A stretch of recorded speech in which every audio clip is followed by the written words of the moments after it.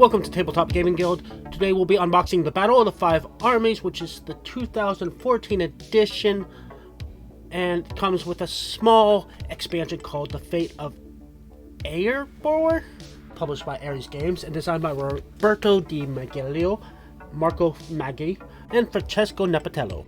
It's a pretty well-respected game with many positive reviews, but it can be a little bit hard to find at a reasonable price. For some reason lately, it has been more reasonably priced, and so I picked it up, even though being a two-player game is not often one I would bother with. And looking through their catalog, I am familiar with all the games, but I haven't played any of them. A lot of them are two-player, and that might be why. Okay, so this is that small expansion. Actually, it's a War of the Rings expansion. Well, I don't currently own War of the Rings, so I might have to pass that off to somebody else. I'm pretty sure I do know somebody who owns War of the Rings. Okay, so it looks like it gives you alternate versions for characters and events and alternate map tiles to change up the game a little bit. I can see the logic in that pretty much anybody who's going to be interested in Battle of the Five Armies is going to be interested in War of the Rings and most likely already owns it. In my case, though, I'm just a fan of a good sale. Well, let's continue on with the rulebook.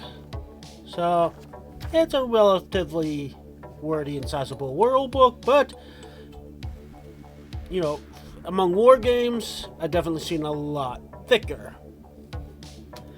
I think it's a reasonable length for this kind of game.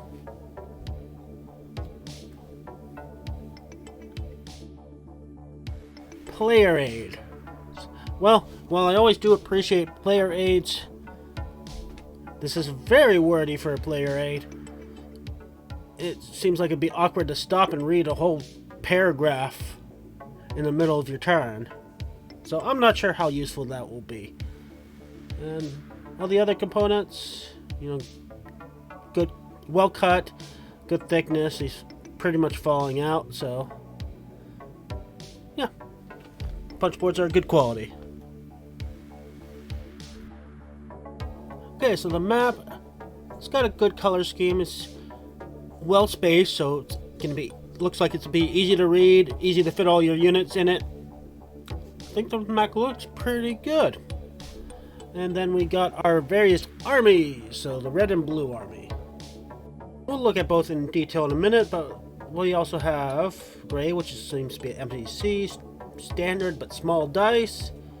And we have non-standard dice here that I'm guessing are going to be combat dice. I'm assuming this is going to be like many other of these 1v1 combat games where each symbol represents a unit type, and you have to roll the right unit type to be able to hit.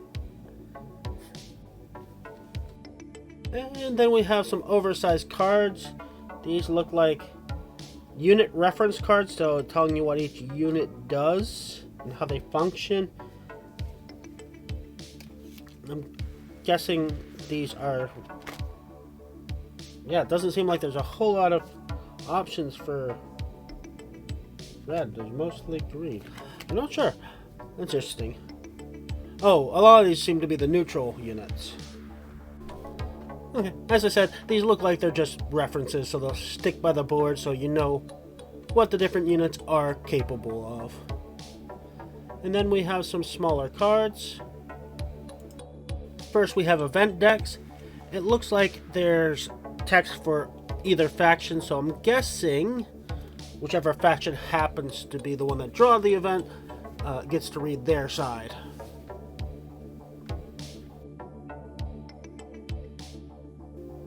Some story cards for red, and then we have, these are maneuver cards for each color, and the fact that they have the same back as event cards reinforces my original assumptions about the event cards.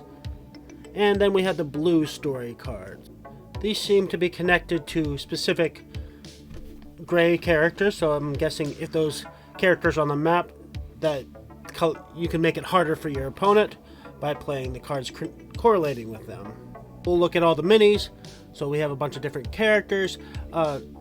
Big fan would probably know off the bat that this is Bjorn, but the magic editing, I can look it up and come up with the actual correct answers afterwards. So those were the Lord of the Eagles, Thorin Oakenshield, Bolg, and of course Gandalf.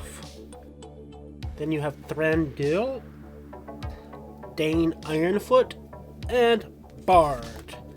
They're all detailed enough that, like Bilbo, I could easily recognize the ones that I'm familiar with. Finally, we have the basic units of each factions. So there's lots of bats and warg riders and orcs. They're actually pretty detailed, but the red makes it fairly hard for my camera to pick up that detail. You can see in these blue more accurately the level of detail on each of these minis.